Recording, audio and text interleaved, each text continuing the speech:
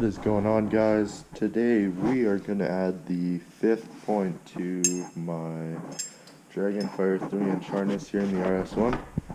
So I'm just going to show you guys how to do that.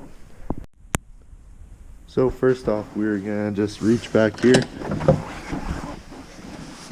pull the seat out, set that down there by the wheel. Now we have access to this bar right here. So now it's time to put the fifth point in.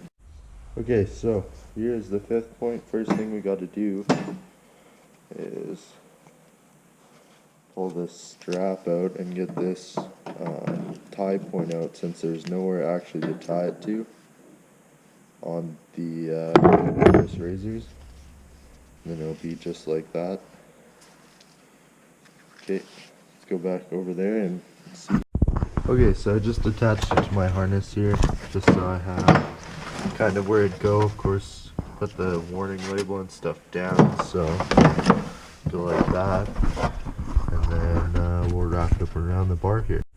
So I'd recommend just wrapping it through once for now, so you can adjust it, and then after it's in the right spot, loop it back over. Okay, so how we did this, we wrapped under the bar, up, through, down, and then all the way back around and through like that. Gives you a good fold. That's also what you do with the harnesses up here. So that should be good. Now we will just undo the harness, pull that out, pull the straps off to the side. Try to at least. Okay, so we have the seat back in. Obviously this is not how the harness goes. Usually you put the pass-through up around and then clip it to the back. I was just washing the harnesses, which didn't go so well.